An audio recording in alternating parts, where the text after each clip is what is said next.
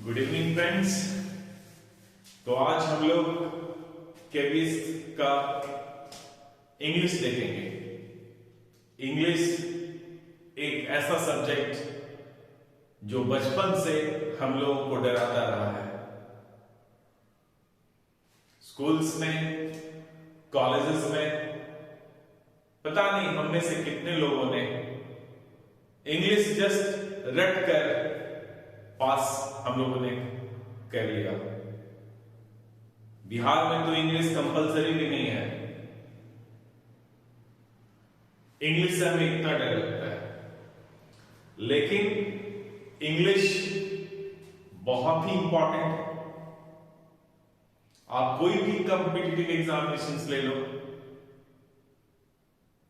English we need to know. We need to write, read and speak English. English बहुत ही ज्यादा हमारे day to day life के लिए भी आज के समय में इंपॉर्टेंट हो गया है। तो जब आप केबीएस जैसे संस्थान में जब एक आप शिक्षक बनने के लिए, टीचर बनने के लिए सोच रहे हैं, तो वहां इंपॉर्टेंट हो जाता है कि आपका एक अच्छा इंग्लिश का नॉलेज हो। इंग्लिश से डरना नहीं होगा, भागना नहीं होगा। यदि आप इंग्लिश से डरेंगे, भागेंगे, तो आपका केबीएस में सिलेक्शन नहीं हो पाएगा। क्योंकि इंग्लिश जो है, यदि इस बार हम लोग देखेंगे, मान लिया पार्ट 1 से 10 क्वेश्चन तो पक्का है इंग्लिश में आना। यदि पार्ट 4 जो सब्जेक्ट स्पेसिफिक है आपका, और वहां आप 80 मार्क्स है सब्जेक्ट के लिए, सब्जेक्ट स्पेसिफिक के लिए जो है 80 मार्क्स दिया गया है, और वहां पे 4 डिफरेंट सब्जेक्ट्स है। इंग्लिश है, हिंदी है, मैथमेटिक्स है, ईवीएस है। यदि हर एक सब्जेक्ट से 20-20 क्वेश्चंस आते हैं, तो आपका 10 पार्ट 1 से हो गया, पार्ट 2 से 20 क्वेश्चंस हो गया, तो 30 क्वेश्चंस हो जाएंगे। और यदि 30 क्वेश्चंस 180 में 30 क्वेश्चंस आता है, तो आप सोच सकते हैं कि एक मेजर कंट्रीब्यूशन इंग्लिश का होगा। और परसेंट वाइज आप देखेंगे तो 16.67%, लमसम 17%, 17% जो है आपका इंग्लिश कंट्रीब्यूट करेगा। तो आप यदि ये सोचेंगे कि इंग्लिश छोड़कर हम चले और हमारा हो जाए सिलेक्शन, तो ये इम्पॉसिबल है। ये इम्पॉसिबल है कि आप इंग्लिश छोड़ के चलेंगे और आपका सिलेक्शन हो जाए। क्योंकि केबीएस जैसा एक रिनाउंड जो संस्था है, जो इंस्टीट्यूशन है, ऑर्गेनाइजेशन है, वो तो चाहेगा ही कि हमारा जो टीचर हो, हमारा जो शिक्षक हो, वो ऑलराउंडर हो। एटलीस्ट हिंदी, इंग्लिश, मैथमेटिक्स, और अब तो ईवीएस भी आप ले लीजिए। और एक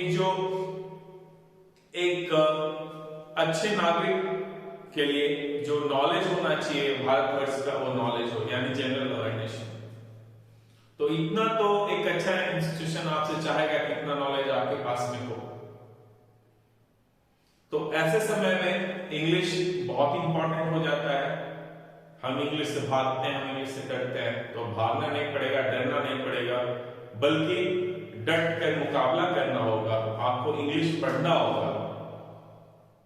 और मैं आपको एक बात बताना चाहता हूं बंधु, कि इंग्लिश कुछ टफ नहीं होता है। और खास करके जो आपके एग्जाम में जब आप क्वेश्चन पैटर्न देखेंगे, जो लेवल ऑफ क्वेश्चंस देखेंगे, जो लेवल ऑफ डिफिकल्टी आप देखेंगे, वो बहुत ज्यादा नहीं है। आपके सिलेबस से ही क्वेश्चंस हैं और क्वेश्चंस अच्छे होते हैं,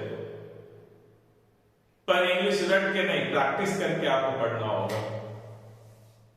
इंग्लिश में practice, you know that it is said practice makes perfect। तो ये कह लो आप, ये इंग्लिश में कंप्लीटली अप्लाई होता है। If you will practise then you will get good marks in English. 30 में कम से कम तो 20-25 आना चाहिए, है ना। तो यदि वो मार्क्स आपको चाहिए तो आपको प्रैक्टिस करना पड़ेगा। Without practice you can not have a good score in English. You will have to practise, there is no other option, there is no choice. तो आपको पढ़ना होगा, इंग्लिश पढ़ना होगा। तो इंग्लिश पढ़ने के लिए एक तो आप समझ गए कि 180 में से लमसम 30 क्वेश्चन जो है वो इंग्लिश से आएंगे। 30 मार्क्स के क्वेश्चंस आएंगे। तो इसके लिए सबसे पहले आपको जो समझना होगा वो सिलेबस समझना होगा कि सिलेबस क्या करता है। तो जो जनरल इंग्लिश है, जो आपका पार्ट 1 का इंग्लिश है, उसमें सिलेबस स्पेसिफाई तो नहीं किया है, लेकिन हाँ जनरल इंग्लिश वो है, मतलब एक इंग्लिश भाषा का, इंग्लिश लैंग्वेज का आपको ज्ञान होना चाहिए। आप इंग्लिश लिख पाए, आप इंग्लिश पढ़ पाए और इंग्लिश बोल पाए ग्रामेटिकली करेक्ट वे में। बोलना और ग्रामेटिकली करेक्ट होना, आप देखेंगे बहुत लोग बहुत अच्छे इंग्लिश बोलते हैं, लेकिन वो ग्रामेटिकली बहुत मिस्टेक्स करते हैं, बहुत सारी गलतियां करते हैं। तो ग्रामेटिकल जो है वो मिस्टेक नहीं होने चाहिए, ग्रामेटिकली करेक्ट होना चाहिए। तो आपसे ये एक्सपेक्टेशन रहता है। और दूसरा, जो आपका पार्ट 4 में है, जहां पे इंग्लिश का सिलेबस दिया गया है, वो सिलेबस आपको पढ़ना होगा। आज हम यही कोशिश करेंगे कि एक तो आपको सिलेबस अच्छे से समझा दो कि भैया आपका ये सिलेबस है, और आप ये हम आपसे बता रहे हैं। मैंने 2018 का क्वेश्चन, 2017, देन 2015, 2013 इन सब का क्वेश्चन एनालाइज किया। तो 2018 में ही जो है ना, पार्ट 1 में और पार्ट 2 में दोनों जगह इंग्लिश का क्वेश्चन था, यानी 10 क्वेश्चंस पार्ट 1 में था और पार्ट 2 में 10 क्वेश्चंस थे। बाकी इसके पहले जो भी एग्जाम हुआ है तो सिर्फ पार्ट 1 में 15 क्वेश्चंस होते थे, 15 क्वेश्चंस होते थे। तो जब आप 18 का क्वेश्चंस देखोगे तो जो आपका सिलेबस है, लगभग सिलेबस से ही वैसे ही क्वेश्चंस आया है। सिलेबस के बाहर जो है वो है आपका अपोजिट वर्ड्स, सिमिलर वर्ड्स यानी एंटोनिम, सिनोनिम्स, देन फ्रेजेस, ठीक है, आइडियम्स, वन वर्ड सब्स्टिट्यूशन, ये सब कुछ क्वेश्चंस हैं जो आपके सिलेबस में नहीं दिया गया है, लेकिन डेफिनेटली एक अच्छा, जिसे थोड़ा सा भी नॉलेज है इंग्लिश का, उनसे ये सब एक्सपेक्टेड है, उनसे ये एक्सपेक्ट किया जाता है कि वो ये सब जानते हैं। तो पार्ट 1 तो कहता है ये जनरल इंग्लिश, तो वहां है आपका, जब आप पहले का जो आप सिलेबस देखेंगे या क्वेश्चन पैटर्न जब आप देखेंगे तो उसमें पैसेज के बारे में नहीं दिया हुआ है, यानी कॉम्प्रिहेंशन जो है वो नहीं है। क्लॉज टेस्ट वो क्वेश्चंस आज तक नहीं आया है, लेकिन हो सकता है इस बार आए, क्योंकि इस बार नंबर ऑफ क्वेश्चंस जो 20 था अब 30 होने वाला है। तो हो सकता है आपके इस एग्जामिनेशन में ऐड कर दे वो कॉम्प्रिहेंशन और क्लॉज टेस्टिंग। तो आइए हम लोग जो है ना समझते हैं पहले कि आपका सिलेबस क्या है और क्वेश्चन मतलब कैसे क्वेश्चंस आते हैं, कौन कौन से टॉपिक से क्वेश्चंस आते हैं, ये हम लोग आज समझने का कोशिश करते हैं। और फिर कल से हम लोग फटाफट जो है टॉपिक वाइज खत्म करते चले जाएंगे। और मीनवाइल हम आपसे ये कहेंगे कि आप हर एक दिन प्रैक्टिस जरूर कीजिए इंग्लिश का। इंग्लिश तो आपको पढ़ना ही पढ़ना है।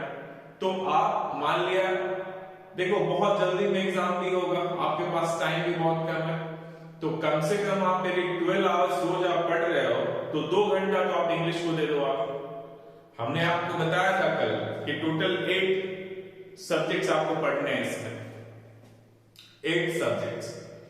8 में मैंने आपको बोला रीजनिंग पे अभी उतना ध्यान मत दो आप, और फिर जो आपका करंट अफेयर्स जो है, जो आपका जनरल अवेयरनेस है, तो कुछ तो पढ़ते रहो, और लास्ट में आपको फिर जनरल अवेयरनेस पढ़ना पड़ेगा। लास्ट में जब जैसे ही 6 मंथ का, जैसे आपका एग्जाम अनाउंस होगा, तो पिछले 6 मंथ्स के बहुत सारे पब्लिशर जो है ना, वो पब्लिश करेंगे कि general awareness for KVS examinations, उसमें से कोई एक अच्छी सी पत्रिका आप लेकर उसे आप पढ़ जाना, उससे हो जाएगा। तो 2 सब्जेक्ट्स तो अभी मान लिया टाइम बिंग के लिए आप साइड में रख सकते हो, तो बाकी बचे 6 सब्जेक्ट्स, ठीक है। 6 में कौन कौन हो गया? एक हो गया इंग्लिश, दूसरा हो गया हिंदी, तीसरा हो गया आपका child development and pedagogy, then आपका हो गया ईवीएस, मैथमेटिक्स, ठीक है। और कौन सा होगा? Hindi, English, maths, child development, pedagogy, EVS and then computer का नॉलेज। तो इसमें कंप्यूटर और हिंदी 2 घंटा में वो दोनों आराम से हो जाएगा। तो बाकी सबको तो आप 2-2 घंटा आराम से दे सकते हैं। तो इंग्लिश को आप हर एक दिन, आई टेल यू दैट, हर एक दिन 2 घंटे दो आप। और इंग्लिश में प्रैक्टिस ही, क्वेश्चन ही आपको प्रैक्टिस करते रहना पड़ेगा, जितना ज्यादा प्रैक्टिस कर सको आप।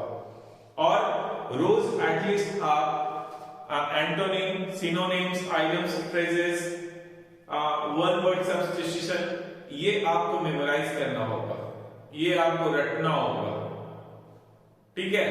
तो एक ही इसी चीज को बार बार जब आप करोगे, रटोगे, तो ये रटा जाएगा और फिर आप बहुत अच्छे से कर पाएंगे। क्योंकि कम से कम आप मान के चलो, antonym, synonyms, idioms, phrases, one word सब, लगभग इससे 7-8 क्वेश्चन यहां से आ जाएंगे आपके। यदि 30 क्वेश्चंस आता है इंग्लिश से, तो कम से कम 8 तो आप यहां से एक्सपेक्ट कर सकते हो। तो आपको ये जो पॉपुलर वर्ड्स हैं, उसके जो है ना, आपको ये सब पढ़ने होंगे। बहुत सारे वर्ड्स हम आपको देंगे, कल से हम आपको कुछ वर्ड्स देते जाएंगे, हर एक दिन वर्ड्स देंगे जो आपको मेमोराइज करना होगा, जो आपको रटना होगा। और बाकी हम लोग पढ़ेंगे और प्रैक्टिस करेंगे मैक्सिमम। सिलेबस को हम 2 से 3 दिन में आपका कंप्लीट कर देंगे ये, लेकिन उसका बहुत सारा प्रैक्टिस करना होगा, बहुत सारा। तभी आप देखोगे जब हम बताते जाएंगे आपको लगेगा मेरा सिलेबस कंप्लीट हो गया, लेकिन नहीं, हम लोग 1 बाय 1 लेंगे। देखो आप जब आप इंग्लिश देखोगे आप, तो इंग्लिश में क्या है, सबसे पहले आपने पढ़ा होगा अल्फाबेटिकल के बारे में, A to Z तक पढ़ लिया। उसके बाद वर्ड्स आ गया, वर्ड्स का फॉर्मेशन कैसे हुआ, तो चलो वर्ड भी आप याद कर लोगे। उसके बाद हम लोग सेंटेंस बनाते हैं, पैराग्राफ बनाते हैं। तो सेंटेंस में क्या होता है, आप वर्ड्स को ऑर्गेनाइज करते हो, और पैराग्राफ में किसको ऑर्गेनाइज करते हो, आप सेंटेंस को ऑर्गेनाइज करते हैं। तो जब आप सेंटेंस बनाते हैं, जब आप पैराग्राफ बनाते हैं, तो आपको पता है वहां पे डिफरेंट पार्ट्स ऑफ स्पीच है, आर्टिकल्स है, ठीक है, डिटरमिनर्स है, तो बहुत सारे, ठीक है, प्रीपोजिशंस है, जो आपका पार्ट्स ऑफ स्पीच है, बहुत सारे हैं। तो हर एक के लिए रूल्स है, नियम है, ठीक है।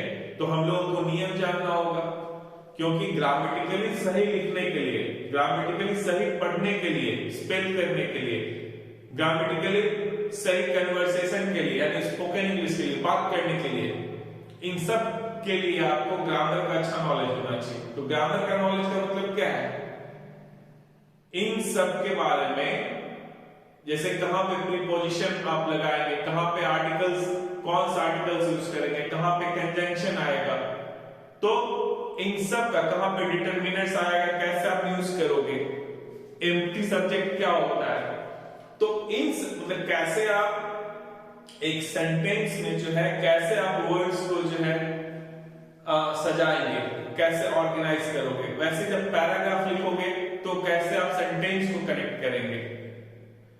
तो ठीक है, फिर आपको सब्जेक्ट वर्ब जो एग्रीमेंट है वो आप, जैसे सिंगुलर सब्जेक्ट है तो हमारा वर्ब भी सिंगुलर होना चाहिए, यदि आपका सब्जेक्ट जो है वो प्लूरल है तो आपका वर्ब भी प्लूरल होना चाहिए।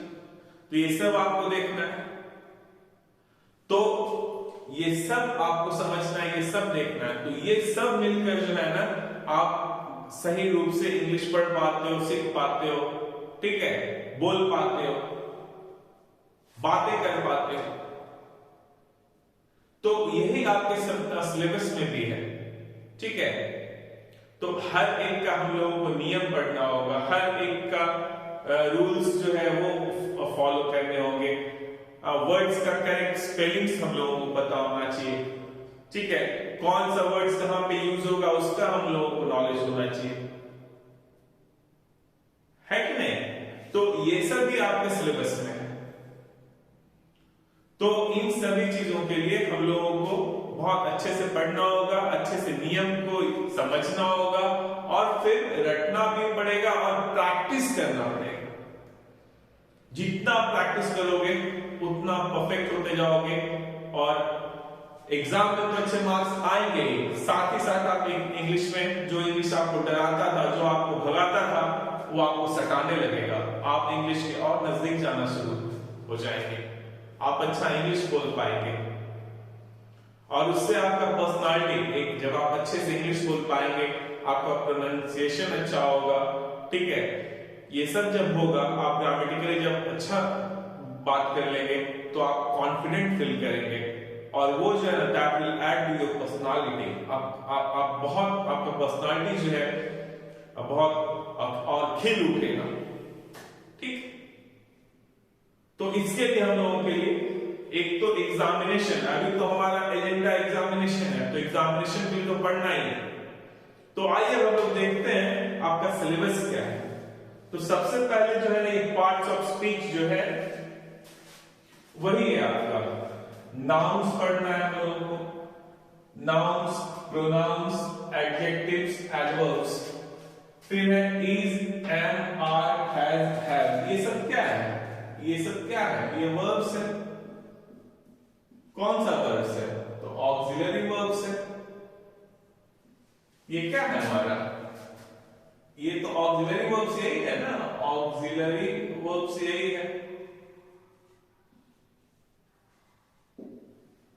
यानी हेल्पिंग वर्ब्स है। ये जो मेन वर्ब्स होता है उसको हेल्प करता है और साथ में इसको जो है ना ये कभी कभी मेन वर्ब के प्लेस पे भी यूज होता है, ठीक है। जब ये मेन वर्ब्स के प्लेस पे यूज होता है तब इसको हम लोग कहते हैं लिंकिंग वर्ब्स और नॉर्मल वर्ब्स। इसी को हम लोग लिंकिंग वर्ब्स भी कहते हैं, लिंकिंग वर्ब्स। लिंकिंग वर्ब का मतलब क्या हो गया? वैसा ऑक्सिलरी वर्ब्स जो मेन वर्ब के प्लेस पे यूज होता है। जैसे मान लिया राम इज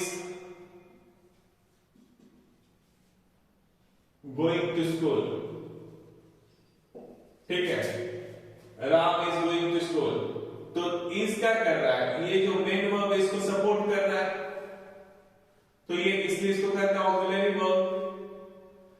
नाउ जब यही इज जो है मेन वर्ब को सपोर्ट नहीं करके खुद मेन हो जाए, मेन वर्ब की जगह पे, जैसे Ram is a good boy, तो यहां पे क्या है? ये जो है मेन वर्ब के रूप में यूज हो रहा है, ठीक है। तो यहां पे इसको हम लोग कह देते हैं लिंकिंग वर्ब्स। तो आपका is, am, are, has, have ये वर्ब्स है। कौन से वर्ब्स हैं? ऑक्सिलरी वर्ब्स हैं, ठीक है, ऑक्सिलरी वर्ब्स हैं। और ये लिंकिंग वर्ब्स भी जब हेल्प करेगा तो ऑक्सिलरी वर्ब्स, और यही ऑक्सिलरी वर्ब्स जब मेन वर्ब्स के रूप में यूज होगा तो उसको कहते हैं हम लोग लिंकिंग वर्ब्स। क्या कहते हैं? Linking verbs. हम लोग इसको जब सेपरेटली पढ़ेंगे तो और अच्छे से हम लोग पढ़ेंगे, ठीक है। तो ये देखो आप, noun, pronouns, adjectives, adverbs, verbs, ये पांचों का पांचों क्या हो गया, पार्ट्स ऑफ स्पीच। आपको पता है ना, 8 टाइप्स के जो है ना, 8 पार्ट्स ऑफ स्पीच होते हैं, तो 5 तो एक पे आ गया। तो सबसे पहले तो पार्ट्स ऑफ स्पीच के बारे में हम लोग को पढ़ना है, हम लोग सभी पढ़ेंगे। 5 इधर आ गया है, और देखो आप यहाँ पे छठा इधर है, ठीक है। फिर 7वां देखो कंजंक्शन, यहाँ पे कंजंक्शन, यहाँ पे इधर है कंजंक्शन, ये आपका कंजंक्शन है, ये एंड होगा, ठीक है। और फिर आपका ये भी एक आ गया। तो टोटल पार्ट्स ऑफ स्पीच यहीं पे है। तो एक तो आपको पार्ट्स ऑफ स्पीच पढ़ना है, पार्ट्स ऑफ स्पीच, क्योंकि यही सब तो यही ना बनाएगा ये सेंटेंस। सेंटेंस कौन बनाएगा? तो पार्ट्स ऑफ स्पीच के बारे में अच्छा से नॉलेज होना चाहिए, वही आपका सेंटेंस बनाएगा। तो कौन सा पार्ट्स ऑफ स्पीच कहां पे यूज होगा सेंटेंस में, कैसे होगा, क्या करता है, ये सब पता होना चाहिए। तो ये सब हम लोग देखेंगे, ठीक है, कल से हम लोग ये सब देखेंगे। तो ये आपका हो गया। फिर टेंस जो है, टेंस फॉर्म्स, ठीक है, प्रेजेंट, पास्ट, फ्यूचर, ये प्रेजेंट, ये पास्ट, ये फ्यूचर दिया हुआ है, तो सिर्फ दो पढ़ना, लेकिन हम लोग सबका 4 जो सब पढ़ेंगे, क्योंकि स्पॉटिंग द एरर, जो क्वेश्चंस आते हैं कैसे आता है, एरर स्पॉट करने के लिए आएगा, ठीक है। या फिर आपका रहेगा कंप्लीट द सेंटेंस, तो इस सब में से लगभग आ ही जाता है। तो आपके सिलेबस में सिर्फ दो टाइप ही दिया है, ठीक है, सिंपल प्रेजेंट और प्रेजेंट कंटिन्यूअस। वैसे यहाँ पे भी दिया simple past and past continuous, यहाँ पे भी आपका फ्यूचर का भी सिंपल दिया है और फिर वही कंटिन्यूअस दिया है। लेकिन हम लोग सब पढ़ेंगे, टेंस कंप्लीटली पढ़ेंगे। यदि टेंस आ गया तो सेंटेंस बनाना आसान हो गया आपके लिए। ट्रांसलेशन, टेंस आ गया यानी आप ट्रांसलेट आराम से कर लोगे, हिंदी टू इंग्लिश या इंग्लिश टू हिंदी। ट्रांसलेशन, ठीक है, ट्रांसलेशन क्या है? कन्वर्सन है एक लैंग्वेज से दूसरे लैंग्वेज में, हिंदी से इंग्लिश और इंग्लिश टू हिंदी, और भी अलग अलग, लेकिन हमारा इंटरेस्ट यहाँ पे दो ही में है, इंग्लिश हिंदी, हिंदी इंग्लिश। तो यदि टेंस आ गया तो ट्रांसलेशन आ गया, ठीक है। तो पहला तो हम लोग को पार्ट्स ऑफ स्पीच पढ़ना है, दूसरा क्या पढ़ना है आपको? टेंस फॉर्म्स पढ़ना है। तो टेंस हम लोग पढ़ेंगे, ठीक है। उसके बाद आर्टिकल्स है, आर्टिकल से भी क्वेश्चंस आपके एग्जाम्स में आते हैं, फिल इन द ब्लैंक्स में। ये तो मैच ऑफ द फॉलोइंग्स में आता है, हम बताएंगे कैसे क्वेश्चंस आता है मैच द फॉलोइंग्स का, ठीक है। आर्टिकल्स जो है, आर्टिकल्स जो है आपका यहां से फिल इन द ब्लैंक्स में आएगा, ठीक है। एक सेंटेंस दिया हुआ रहेगा और उसका fill in the blanks gap वहां पे डैश होगा, तो उसमें से करेक्ट आर्टिकल्स आपको फिल अप करना है। तो इसमें बहुत सारे रूल्स हैं, ठीक है। तो हम लोग को रूल्स पढ़ना पड़ेगा इसमें आर्टिकल्स में। आपको पता है आर्टिकल ए, एन, द और दी, ठीक है, जो कह लो आप इसको, द कहो या दी कहो, जो कहना कहो, तो यही तो आर्टिकल्स है। तो कौन सा आर्टिकल्स कहां पे यूज होता है, कब होता है, इसके क्या क्या रूल्स है, यूज के नियम क्या है, वो हम लोगों को पढ़ना है। हम लोग ये भी डिटेल में देखेंगे, क्योंकि एकदम श्योर क्वेश्चन आएगा यहां से। क्वेश्चन तो आपको हर एक से रहेगा, हर एक जो भी दिया हुआ है सबसे रहेगा, ठीक है। जैसे नाउ इससे आप जब देखोगे क्वेश्चन कैसे आता है, तो हम आपको बताते हैं क्वेश्चन कैसे फ्रेम होगा इसमें। इसको बिठा देते हैं यहां तक, ठीक है, इसको बिठाते हैं, हम आपको बताते हैं कैसे क्वेश्चन फ्रेम होगा यहां पे।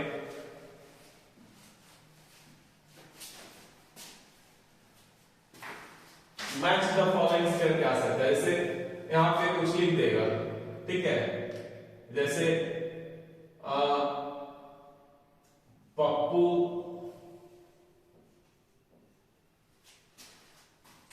देन एंड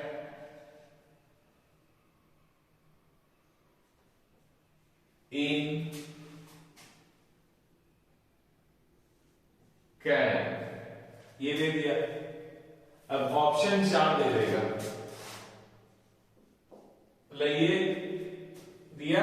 उसके बाद यहां पे पार्ट्स ऑफ स्पीच लिख देगा, 4 ऑप्शंस हो गया। और उसके बाद पूछेगा इसमें से करेक्ट कौन है, तो verb,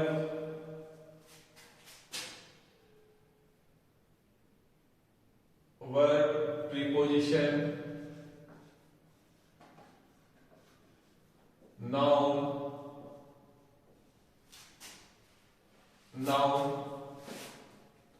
conjunction.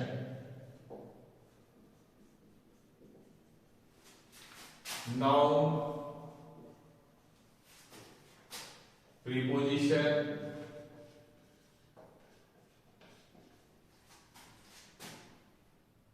Verb, conjunction. Noun, conjunction,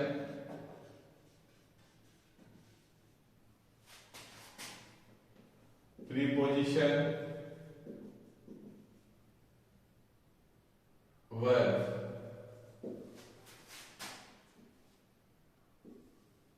verb, noun,